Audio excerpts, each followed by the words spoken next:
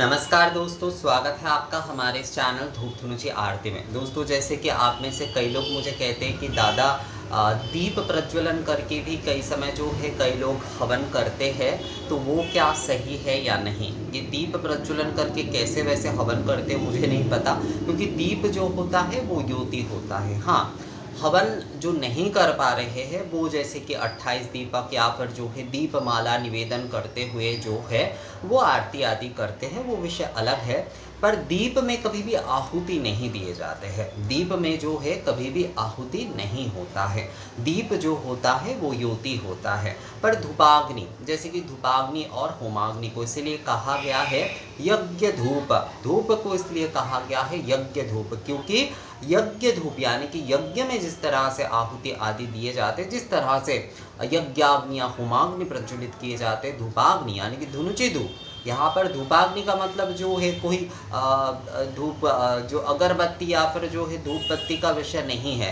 जो धूपाग्नि है जो कि नारियल छिलके आदि के साथ या फिर जो है आप जो कि कंडे आदि से भी जलाते हैं। वैसे दक्षिण से मैं उस दिन बात कर रहा था, तो उस दिन उन्होंने एक विषय बताया कि नारियल के छिलके में ही करना जो है वो सबसे ज़्यादा सही होता है, क्योंकि जैसे हम काष्ठ में कर रहे हैं तो काष्ठ के साथ अगर जो है उसका विकल्प कुछ है तो वो नारियल के छिलके में ही करना जो है वो ज़्यादा सही होता है। तो जो भी हो, जो भी जिस प्रकार से कर रहे हैं, मूल विषय है कि धूपाग्नि अर्थात जो है आप धुनुची में जो प्रज्वलित कर रहे हैं वही धूपाग्नि उस होमाग्नि और यज्ञाग्नि के समान कहा गया है धूपाग्नि को। इसीलिए कहा गया है कि कई शास्त्र में कहा गया है कि जैसे कि अगर वो गुग्गुल घृत आदि के साथ जो है वो अगर धूप दिए जा रहे हैं माता रानी को, तो वो जो है वो राष्ट्रीय यज्ञ समान फल प्रदान करते हैं, वो अग्निष्टोम यज्ञ समान फल प्रदान करते हैं।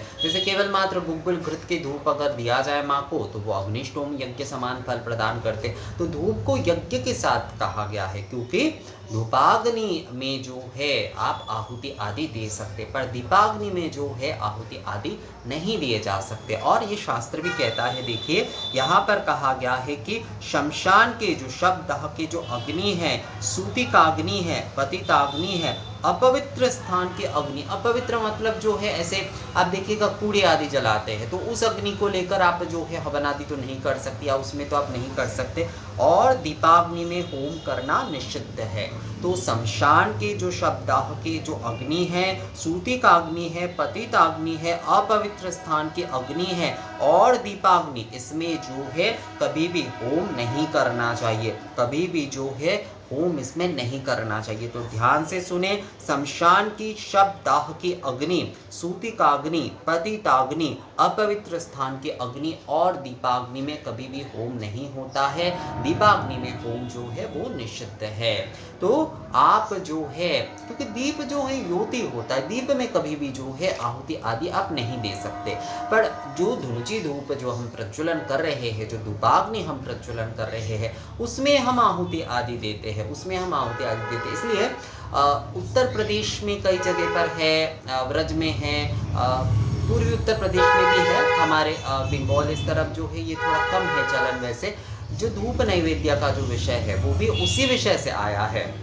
अर्थात जो है देखिएगा, अब राजस्थान आदि में ये बहुत ज़्यादा होता है कि एक जो है अग्नि में जो है वो लोग जो कुछ भी भोग आदि होते वो सर्वप्रथम जो है अग्नि में निवेदन करते हैं और उसके बाद आरती करते हैं। मतलब उनका मूल जो नैवेद्य भोग निवेदन होता है वो अग्नि में होता है। तो अग्नि प्रज्वलन करके जो है उसमें वो जो भोग होता है उसका कुछ अंश दे के जो है सामग्री आदि दे के जो है फिर वो आरती करते हैं। तो मूल विषय यही है कि जो धूपाग्नि होती है उसमें आप होम आदि कर सकते, क्योंकि उसके माध्यम से आप जो है नैवेद्य प्रदान कर रहे हैं। पर जो दीप होता है, दीप जो होता है वो ज्योति होता है। तो धूपाग्नि में जो है आप दशांग हवन आदि कर सकते हैं, धूप हवन आदि कर सकते हैं, दशांग धूप हवन आदि कर सकते हैं।